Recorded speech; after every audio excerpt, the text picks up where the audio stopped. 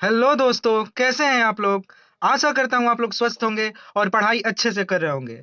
दोस्तों, हम लोग अपनी साइंस की सीरीज को आगे बढ़ाते हुए आज हम लोग टॉप 30 क्वेश्चन को देखने जा रहे हैं। दोस्तों, आगामी ग्रुप डी के एग्जाम को नजर में रखते हुए हम लोग इस चैनल पर हर एक टाइप के साइंस का क्वेश्चन को डील करेंगे। आपको यहाँ पर इजी, मॉडरेट और टफ सारे सवाल को देखने को मिलेगा। तो आप लोग इस चैनल से बने रहें और ऐसी वीडियो पाने के लिए आप लोग इस चैनल को सब्सक्राइब करें और बेल आइकन को दबा दें। दोस्तों, इससे पहले हम लोग इस चैनल पर 3 वीडियो अपलोड हो चुका है, साइंस का 3 मॉक टेस्ट अपलोड हो चुके हैं। तो आप लोग उससे भी जाकर प्ले लिस्ट से देख लें और आज की वीडियो को आप लोग लाइक करें, शेयर करें और चैनल पर नए हैं तो सब्सक्राइब कर दें। तो चलिए आज की क्लास हम लोग शुरू करते हैं। देखिए, आज की क्लास का पहला क्वेश्चन है, विद्युत शक्ति यानी इलेक्ट्रिक पावर का इकाई क्या है। दोस्तों देखिए, यहाँ पर हम लोग आज की जो भी साइंस का क्वेश्चन होगा इसे हम लोग बाइलिंगुअल कवर करेंगे। आप लोग का यहाँ पर हिंदी और इंग्लिश दोनों में क्वेश्चन मिलेगा।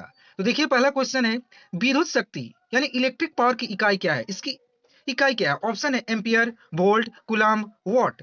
तो इसका आंसर हो जाएगा वॉट। इसका इकाई क्या है, वॉट है। अब यहाँ हम लोग ऑप्शन को देख लेते हैं, ऑप्शन को भी जान लेते हैं ये किसका है। तो देखिए, एम्पियर, ये एम्पियर किसका है, इलेक्ट्रिक करंट का। किसका है, इलेक्ट्रिक करंट का। इलेक्ट्रिक करंट का एम्पियर का। वोल्ट किसका है, वोल्ट आपका विभवांतर का है। वोल्ट किसका है, विभवांतर यानी पोटेंशियल डिफरेंस। पोटेंशियल डिफरेंट यानी विभवांतर। क्लियर हुआ। और कूलम्ब किसका हो जाएगा, कूलम्ब हो जाएगा आपका चार्ज का। चार्ज यानी आवेश का। कूलम्ब किसका हो गया, आवेश का। वोल्ट हो गया विभवांतर का, एम्पियर हो गया इलेक्ट्रिक करंट का, और विद्युत शक्ति का इकाई हो गया वॉट। चलिए नेक्स्ट। निम्न में से कौन सी राशि सदिश नहीं है। आपको बताना है कि इनमें से कौन सी राशि वेक्टर नहीं है, मतलब कि अदिश है, स्केलर है। ऑप्शन है विस्थापन, फोर्स, वेलोसिटी, आयतन। तो इसका आंसर हो जाएगा वॉल्यूम। वॉल्यूम जो है, जो कि आयतन, ये आपका कैसी क्वांटिटी है, स्केलर। कैसी है, स्केलर यानी अदिश। ये आपकी अदिश है। और बाकी डिस्प्लेसमेंट, फोर्स, वेलोसिटी, ये तीनों कैसी क्वांटिटी है, ये आपकी सदिश राशि है। आपको पता होना चाहिए कि सदिश और अदिश में क्या अंतर है, वेक्टर और स्केलर में क्या अंतर है। तो देखिए, वेक्टर में क्या होता है, मैग्नीट्यूड, मैग्नीट्यूड और डायरेक्शन दोनों होना चाहिए, ठीक है। लेकिन अदिश में क्या होता है, सिर्फ मैग्नीट्यूड होता है, डायरेक्शन नहीं होता है। अगर हिंदी में बोले तो इसमें परिणाम और डायरेक्शन दोनों होना चाहिए सदिश में, और अदिश में सिर्फ मैग्नीट्यूड होता है। चलिए नेक्स्ट।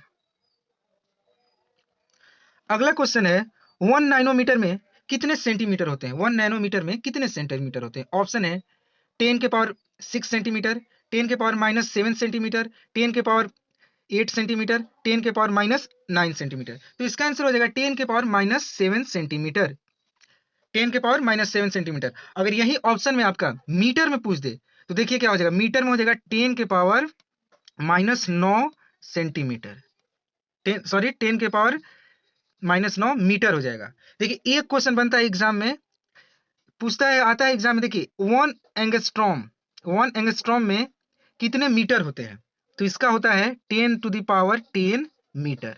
10⁻−10 मीटर होता है। 1 एंगस्ट्रॉम में कितने मीटर होते हैं, 10⁻−10 मीटर। यहां से इतने पॉइंट क्लियर हुए हैं। तो चलिए नेक्स्ट क्वेश्चन। देखिए, अगला क्वेश्चन है, प्रकाश वर्ष या लाइट ईयर किसकी इकाई है। आपको बताना है कि लाइट ईयर किसकी इकाई है। ऑप्शन है दूरी, समय, आयु, प्रकाश की तीव्रता। तो ये आपका हो जाएगा दूरी। लाइट ईयर दूरी की इकाई है। तो देखिए, यहां पर आपको एक बताना है कि 1 लाइट ईयर, 1 प्रकाश वर्ष, 1 प्रकाश वर्ष में कितना दूरी होता है, मतलब कितना मीटर होता है। तो देखिए, इसका क्या हो जाएगा, 9.46 इंटू 10⁻15 मीटर। ये एग्जाम में पूछा हुआ क्वेश्चन है, 1 प्रकाश वर्ष में कितने दूरी होते हैं। तो 9.46 इंटू 10⁻15 मीटर। यहां से इतना क्लियर हुआ। चलिए अगला क्वेश्चन देखते हैं। देखिए, क्वेश्चन है, भूकंप की तीव्रता यानी इंटेंसिटी ऑफ अर्थक्वेक का मापन किससे किया जाता है। तो देखिए, ऑप्शन है रिएक्टर पैमाने पर, केल्विन पर, डेसिबल पर, पास्कल पर। तो इसका आंसर हो जाएगा रिएक्टर पैमाने पर भूकंप की तीव्रता को मेजर किया जाता है, भूकंप की तीव्रता को मापा जाता है। ये क्लियर हुआ? तो देखिए ये तो हुआ। अब केल्विन से क्या होता है?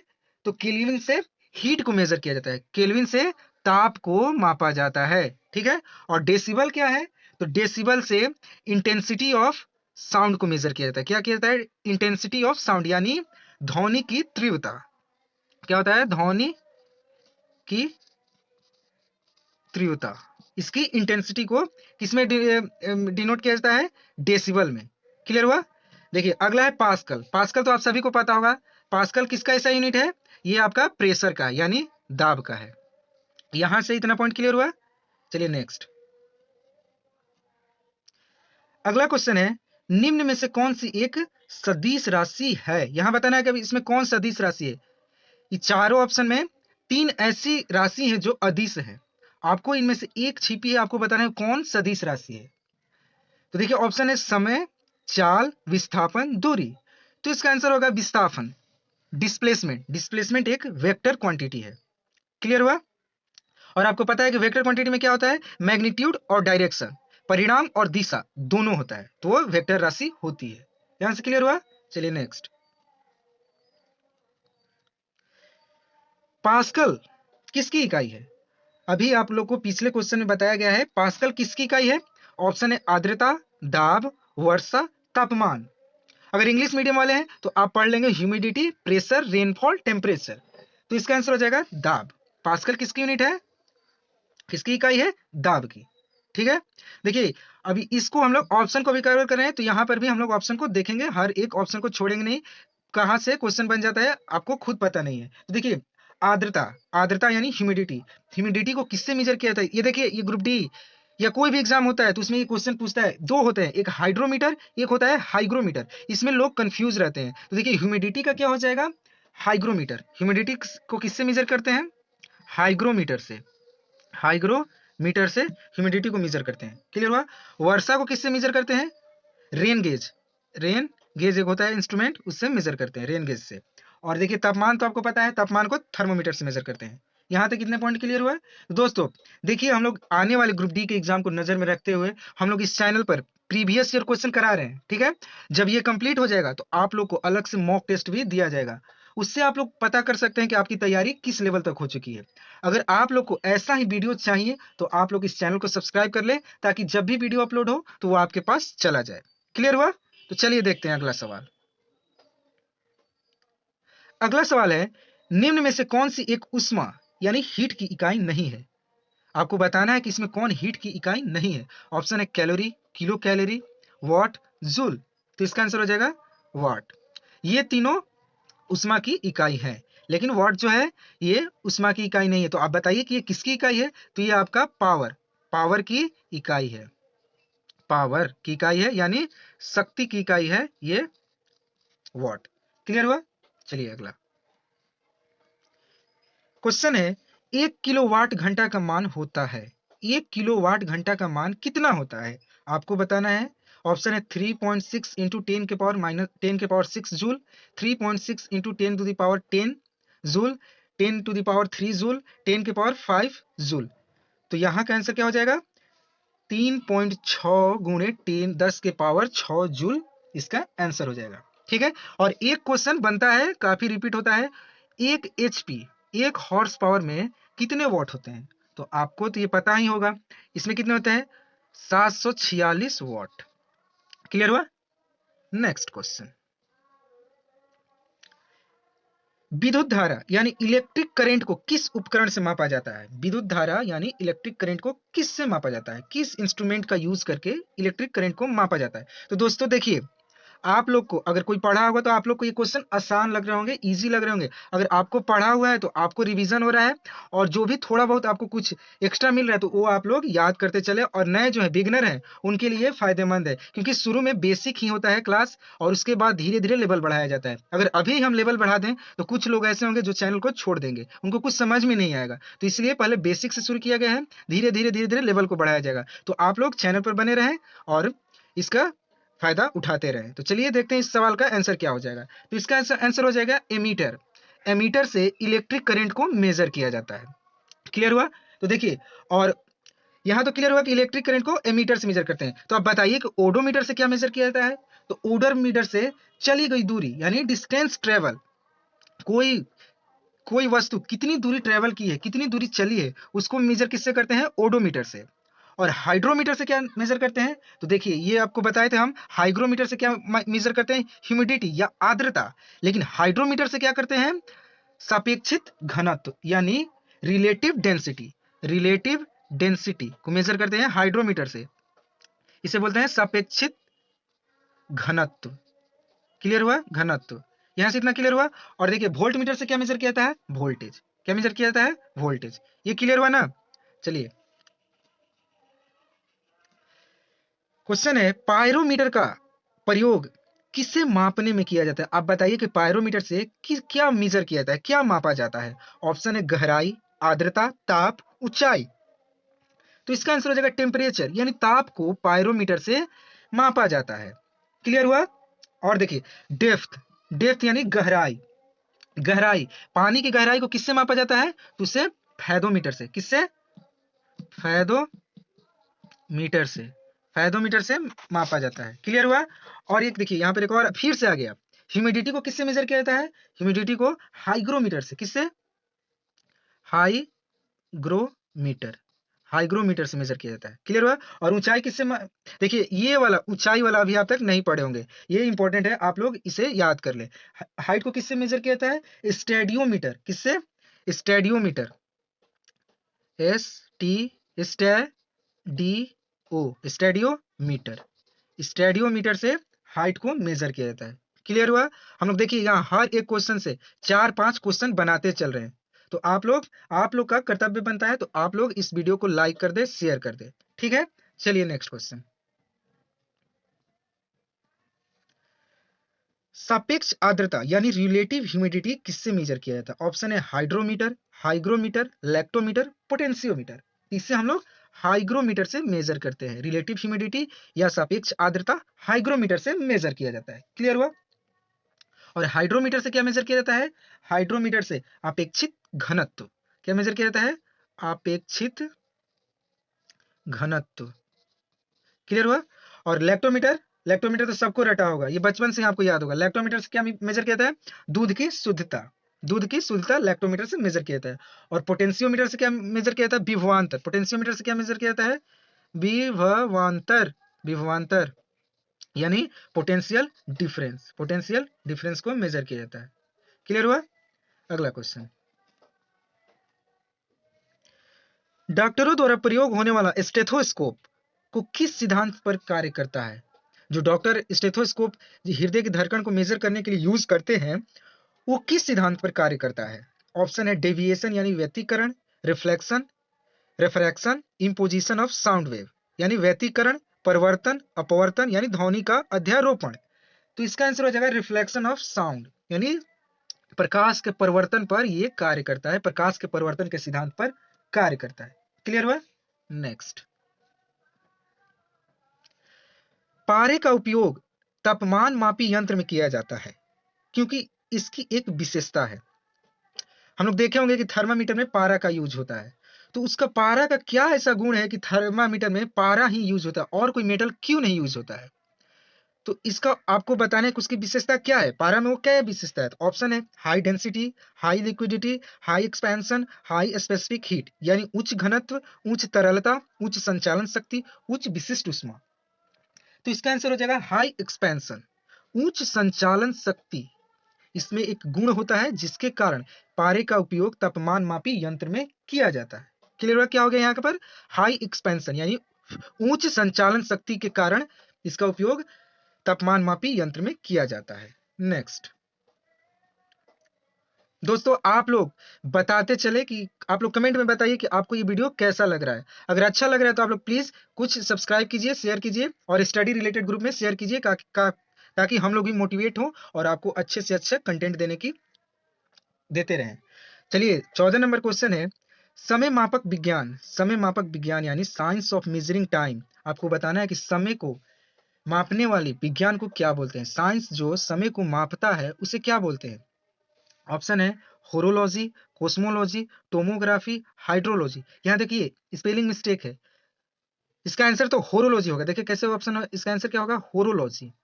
होरोलॉजी, होरोलॉजी से टाइम को मेजर किया जाता है। टाइम मेजर करने की, टाइम को मापने के विज्ञान को क्या बोलते हैं, होरोलॉजी। क्लियर हुआ।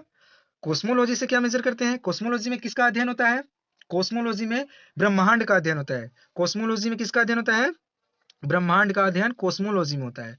टोमोग्राफी में क्या होता है, तो देखिए टोमोग्राफी के माध्यम से डॉक्टर हमारे बॉडी के अंदर के पार्ट को देखते हैं। स्कैन जैसे एक्सरे हो गया, अल्ट्रासाउंड हो गया, सीटी स्कैन हो गया, ये सब क्या होता है, हमारे बॉडी के इंटरनल ऑर्गन को डॉक्टर देखते हैं। किसके माध्यम से, टोमोग्राफी के माध्यम से। क्लियर हुआ, टोमोग्राफी भी क्लियर हुआ। एक बचा हाइड्रोलॉजी। हाइड्रोलॉजी किसका अध्ययन है, देखिए hydrology is a study of water, मतलब पानी के अध्ययन को हाइड्रोलॉजी करते हैं। क्लियर हुआ। नेक्स्ट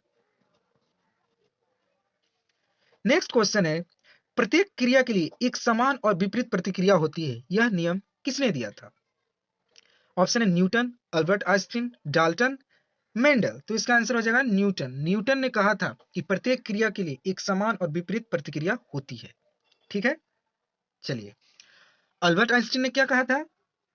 अल्बर्ट आइंस्टीन का एक बहुत ही इंपॉर्टेंट थ्योरी है, क्या बोलते हैं उसे, सापेक्षता का सिद्धांत। क्या बोलते हैं, सापेक्षता, सापेक्षता का सिद्धांत इन्होंने दिया था। अल्बर्ट आइंस्टीन ने सापेक्षता का सिद्धांत दिया था। इसे हिंदी इंग्लिश में क्या बोलेंगे, थ्योरी ऑफ स्पेशल रिलेटिविटी। क्या बोलते हैं, थ्योरी ऑफ रिलेटिविटी, सापेक्षता का सिद्धांत। इनका एक फॉर्मूला था, वो काफी इंपॉर्टेंट हुआ था, एग्जाम में पूछा जाता है, E equal to M C square, E equal to M C square. ये भी एग्जाम में रिपीट हुआ क्वेश्चन है। यहाँ पर ई क्या है, ई यहाँ पर एक एनर्जी है, ई क्या है, ऊर्जा है, एम क्या है, मास, मास यानी द्रव्यमान है, और सी क्या है, स्पीड ऑफ लाइट, प्रकाश की गति है। क्लियर हुआ।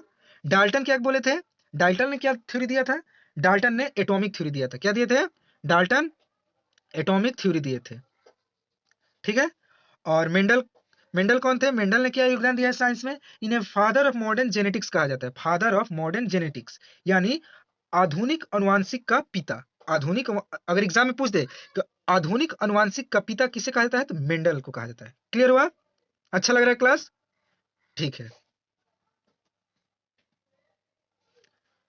अगला क्वेश्चन है, वस्तु की मात्रा बदलने पर क्या अपरिवर्तित रहता है। आपको बताना है, कमेंट में बताइए आप लोगों कि वस्तु की मात्रा बदलने पर क्या अपरिवर्तित रहता है। ऑप्शन है वॉल्यूम यानी आयतन, भार, द्रव्यमान, घनत्व। वॉल्यूम, वेट, मास, डेंसिटी। तो इसका आंसर हो जाएगा डेंसिटी। डेंसिटी कभी चेंज नहीं होता है, उसकी मात्रा बदल दीजिए, डेंसिटी यानी घनत्व सेम रहता है। और डेंसिटी का फॉर्मूला क्या होता है, डेंसिटी बराबर क्या होता है, मास अपॉन वॉल्यूम, द्रव्यमान बटा में आयतन, डेंसिटी कहा जाता है। क्लियर हुआ। नेक्स्ट क्वेश्चन, साधारण यंत्र यानी सिंपल मशीन किसी व्यक्ति की सहायता करती है। बताना है सिंपल मशीन, जो सिंपल मशीन होती है वो क्या सहायता करती है व्यक्ति को। ऑप्शन है काम कम करने में, कम बल का प्रयोग करके उतना ही काम करने में, उतना ही समय में काम धीरे धीरे करने में, उतना ही काम को करने में। तो देखिए इसका आंसर हो जाएगा, सिंपल मशीन हमारे काम को सरल बनाती है, हमें कम मेहनत में ज्यादा से ज्यादा काम करके देती है। तो इसका आंसर हो जाएगा कम बल का प्रयोग करके, कम बल का प्रयोग करके हम लोग उतना ही काम कर सकते हैं या उससे ज्यादा भी काम कर सकते हैं। ठीक है, क्लियर हुआ। नेक्स्ट अगला क्वेश्चन है, निम्न सिद्धांत प्रिंस यानी प्रिंसिपल पर रॉकेट कार्य करता है। आपको बताना है रॉकेट किस सिद्धांत पर कार्य करता है, रॉकेट जो है किस सिद्धांत पर कार्य करता है। ऑप्शन है Avogadro concept, energy conservation, momentum conservation, Bernoulli theorem यानी अवगाड्रो अवधारणा, ऊर्जा संरक्षण, संवेग संरक्षण, बर्नौली सिद्धांत। तो ये आपका आंसर हो जाएगा संवेग संरक्षण। संवेग संरक्षण पर, मोमेंटम कंजर्वेशन पर रॉकेट कार्य करता है। ठीक है। और देखिए एक क्वेश्चन कहां से बनता है, देखिए अवगाड्रो जो है ना, पूछता है कि अवगाड्रो संख्या कितने होते हैं, इसमें कितने होते हैं, इनका मान कितना है। तो देखिए इसका आंसर हो जाएगा 6.6.022 इंटू, ये क्लियर हुआ, 10 के पावर 23, ये इसका अवगाड्रो का मान होता है। 6.022 गुणे 10 के पावर 23। क्लियर हुआ। नेक्स्ट दोस्तों कैसा लग रहा है आपको वीडियो, आप लोग प्लीज कमेंट में बताइए, और चैनल पर नए हैं तो सब्सक्राइब करते चलिए। अगर आपको ऐसा ही वीडियो मिलेगा, अगर आप लोग इस चैनल को सब्सक्राइब कर देंगे, और आपके स्टडी को बूस्ट करने में हम लोग काफी मेहनत करेंगे। आप हमें बस एक लाइक और एक सब्सक्राइब दीजिए, हम लोग मोटिवेट होंगे, और अगर मोटिवेट हुए तो आपके हम लोग अपने कंटेंट में सुधार करेंगे, और जब कंटेंट में सुधार होगा तो आपकी स्टडी पर ऑटोमेटिक असर पड़ेगा। तो आप लोग इस चैनल को स्टडी रिलेटेड ग्रुप में शेयर करें, और ज्यादा से ज्यादा इस वीडियो पर लाइक और सब्सक्राइब करें। ठीक है, चलिए अगला क्वेश्चन। किसी पिंड का भार होता है, आपको बताना है किसी पिंड का भार होता है। The weight of body is, तो बताना है कि पृथ्वी तल पर सब जगह समान होता है, ध्रुव पर सर्वाधिक होता है, विषुवत रेखा पर अधिक होता है, मैदानों की अपेक्षा पहाड़ों पर अधिक होता है। भार जो होता है, वो बॉडी का भार जो होता है, वो कहाँ अधिक कम बेसी कहाँ होता है, इस चारों ऑप्शन में कौन सही है? तो ये आपका आंसर हो जाएगा ध्रुव पर, यानी पोल पर सर्वाधिक होता है।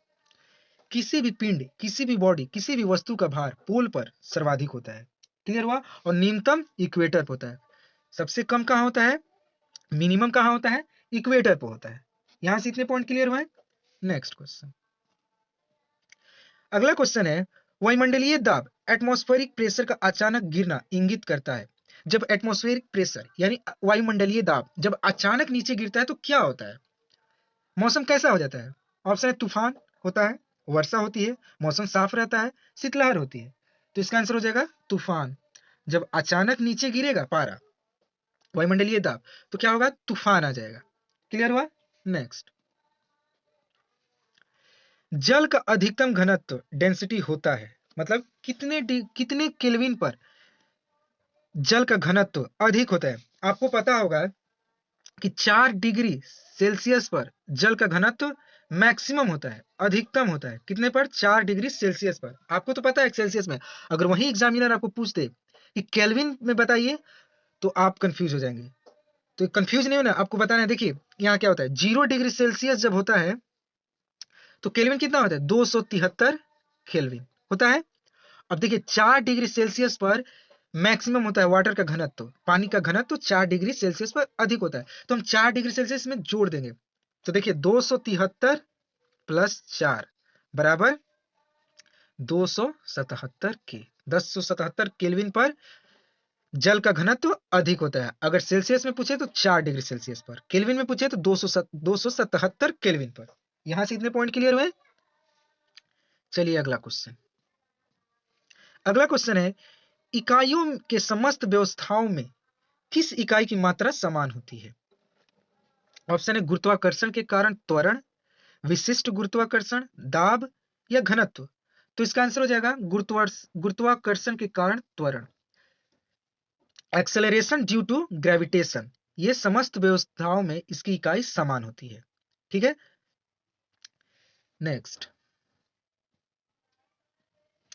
दोस्तों आप लोग को लग रहा होगा कि क्वेश्चन इजी है, सिंपल है, लेकिन ऐसे भी क्वेश्चन एग्जाम में बने हुए हैं। ये सारे क्वेश्चन प्रीवियस पेपर से ही लिए गए हैं।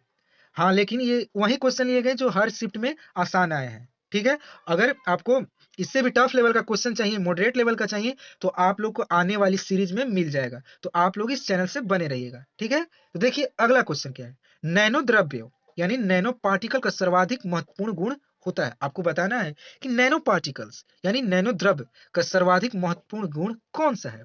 ऑप्शन है बल, घर्षण, दाब, तापमान। तो इसका आंसर हो जाएगा घर्षण। घर्षण यानी फ्रिक्शन।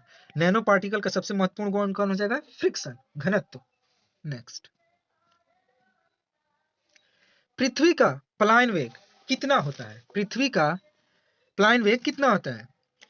इसके वेलोसिटी ऑफ अर्थ आपको बताना है कितना होता है। ऑप्शन है 15 किलोमीटर पर सेकेंड, 21.2 किलोमीटर पर सेकेंड, 7 किलोमीटर पर सेकेंड, 11.2 किलोमीटर पर सेकेंड। देखिए इस क्वेश्चन को करने से पहले एक क्वेश्चन पिछले साल के ग्रुप डी के एग्जाम में आया है, उसको पहले देख लेते हैं। पूछा था कि चंद्रमा चंद्रमा का पलायन वेग कितना होता है। ठीक है, तो चंद्रमा का पलायन वेग हो जाएगा 2.4 किलोमीटर पर सेकेंड। 2.4 किलोमीटर पर सेकेंड ये चंद्रमा का है, यानी मून का। ठीक है, तो देखिए ये पृथ्वी के पलायन वेग से काफी कम है, और पृथ्वी का पलायन वेग तो कितना हो जाएगा 11.2 किलोमीटर पर सेकेंड, और चंद्रमा का कितना हो गया 2.4 किलोमीटर पर सेकेंड। अगला क्वेश्चन। निम्न में से कौन कांच का गहरा नीला रंग प्रदान करता है? आपको बताना है कि कांच में जो नीला रंग होता है, गहरा नीला रंग होता है, वो किसकी उपस्थिति के कारण होता है? ऑप्शन है cobalt oxide, cupric oxide, nickel oxide, ferric oxide. तो इसका आंसर हो जाएगा कोबाल्ट ऑक्साइड के कारण कांच का नीला रंग होता है। कोबाल्ट ऑक्साइड के कारण कांच का नीला रंग होता है। ये आप नोट कर लीजिए, ये एग्जाम में पूछा हुआ क्वेश्चन है, बार बार पूछता है और लोग इसमें कंफ्यूज रहते हैं। नीला रंग किसके कारण होता है? कोबाल्ट ऑक्साइड के कारण। और देखिए कि यहाँ है फेरिक ऑक्साइड। कांच का जो पीला रंग होता है, कांच का पीला रंग जो होता है, येलो रंग जो होता है, वो फेरिक ऑक्साइड के कारण होता है। क्लियर हुआ? नेक्स्ट, द्रव्य बूंद का संकुचन होकर न्यूनतम क्षेत्र घेरने की प्रकृति को क्या कारण है? आप देखे होंगे कोई भी बूंद जो वर्षा की बूंदी होती है वो गोलाकार होती है। उनका कारण क्या है? गोल वस्तु कम स्पेस को घेरती है, न्यूनतम क्षेत्र को घेरती है। तो इसका कारण क्या है? उनका गुण क्या है? किस कारण वो गोलाकार रूप में होती है? ऑप्शन है पृष्ठ तनाव, श्यानता, घनत्व, वाटर प्रेशर यानी वाष्प दाब। तो इसका आंसर हो जाएगा सरफेस टेंशन। सरफेस टेंशन के कारण ये न्यूनतम क्षेत्र घेरने की प्रवृत्ति होती है। ठीक है, सरफेस टेंशन के कारण वर्षा की बूंदें गोलाकार होती है। ठीक है, नेक्स्ट क्वेश्चन, जब कोई जहाज नदी से सागर में घुसता है तो क्या होता है? कुछ ऊपर उठ जाती है, उसी तल पे रहती हैं, वह नीचे जाती हैं, वो समुद्र की तल में डूब जाती हैं। आपको बताना है क्या होता है जब जहाज नदी से सागर में घुसती है तो क्या होता है? तो देखिए, नदी की अपेक्षा समुद्र का जल जो होता है खारा होता है, मतलब सलाइन होता है, तो उसका घनत्व तो अधिक होता है। इसके कारण वो आगे से उठ जाती है, कुछ ऊपर की तरफ उठ जाती है, ऐसे जा रही है और थोड़ा सा ऊपर की ओर उठ जाती है। क्लियर हुआ? जब जहाज नदी से सागर में जाती है तो आगे से कुछ ऊपर उठ जाती है। क्लियर हुआ? नेक्स्ट, निम्न में से कौन सा अधिक श्यान है यानी विस्कस? कौन गाढ़ा है? विस्कस मतलब गाढ़ा, चिपचिपा। इनमें से कौन सबसे ज्यादा होता है? ऑप्शन है अल्कोहल, पानी, शहद, गैसोलीन। इसका आंसर हो जाएगा हनी, शहद। इनमें से सबसे गाढ़ा होता है, इनमें सबसे विस्कोसिटी होता है, इनमें सबसे अधिक श्यानता होता है। क्लियर हुआ? नेक्स्ट, अशुद्धियों के कारण द्रव्य का क्वथनांक यानी बॉइलिंग पॉइंट पर क्या असर पड़ता है? जब द्रव में अशुद्धियां मिलाई जाती है तो उसके बॉइलिंग पॉइंट यानी क्वथनांक पर क्या असर पड़ता है? ऑप्शन है बढ़ जाता है, घट जाता है, वहीं रहता है, या इनमें से कोई नहीं। आपको बताना है जब अशुद्धि मिलाया जाता है वाटर में तो उसका बॉइलिंग पॉइंट क्या? मान लीजिए वाटर का बॉइलिंग पॉइंट, पानी का बॉइलिंग पॉइंट, क्वथनांक 100 डिग्री सेल्सियस। अगर आप उसमें कुछ अशुद्धि मिला देंगे तो उसका बॉइलिंग पॉइंट क्या होगा? तो उसका बॉइलिंग पॉइंट बढ़ जाएगा। अब कुछ ज्यादा, मान लीजिए 105 डिग्री सेल्सियस पर बॉयल करने लगेगा। क्लियर हुआ? क्या होता है? बढ़ जाता है। नेक्स्ट, पेंडुलम घड़ी तेज गति से चल सकती है। पेंडुलम घड़ी कब तेज गति से चलती है? किस सीजन में तेज गति से चलती है? ग्रीष्म ऋतु में, शीतकाल में, वर्षा काल में, वसंत ऋतु में? कब घड़ी तेज चलती है? तो इसका आंसर हो जाएगा, कमेंट में बताइए आप लोग, पेंडुलम घड़ी तेज कब चलती है, किस ऋतु में चलती है? तो ये आपका आंसर हो जाएगा शीतकाल में। शीतकाल में यानी विंटर में पेंडुलम घड़ी तेज हो जाती है और ग्रीष्म काल में जस्ट इसका अपोजिट हो जाता है, थोड़ा स्लो हो जाती है, लेकिन उसका हम लोग का पता नहीं चलता है। क्लियर हुआ? तो देखिए, आज का क्लास हम लोग का यहीं समाप्त हुआ। ठीक है, और जितने लोग इस वीडियो को शुरू से अंत तक देखे होंगे आपको कुछ बेनिफिट मिला होगा, आपको अंदाजा लग गया होगा कि आप किस लेवल तक तैयारी किए हैं और कितना और करना होगा, क्योंकि ये तो क्वेश्चन साधारण थे, एकदम बेसिक लेवल के थे। अगर आप ग्रुप डी का तैयारी कर रहे हैं, साइंस का तैयारी कर रहे होंगे तो आप देखे होंगे ग्रुप डी का लेवल क्या है। कभी कभी टफ पूछता है, कभी कभी आसान भी पूछता है। तो आप लोग इस क्वेश्चन को भी देखिए, आप इसमें कितना सही किए हैं। ठीक है, अगर आपका कुछ आंसर 25 प्लस है तो आप अच्छे से तैयारी कर रहे हैं, अगर कम है तो आप लोग को और मेहनत की जरूरी है, मेहनत आपको करना होगा। और इस मेहनत को कराने के लिए हम आप लोग के साथ हैं। आप लोग इस चैनल को सब्सक्राइब कर दें, हम लोग अच्छे से अच्छा आपको कंटेंट देने की कोशिश करेंगे। तो आज का क्लास हम लोग का यहीं समाप्त हुआ। आप लोग से एक रिक्वेस्ट है, आप लोग प्लीज इस चैनल को सब्सक्राइब कर दें, बेल आइकन को भी दबा लें ताकि वीडियो की नोटिफिकेशन आप पर चल जाए जब भी वीडियो अपलोड हो। तो चलिए चलते हैं, take care, bye bye, see you in next topic. That's all, thank you.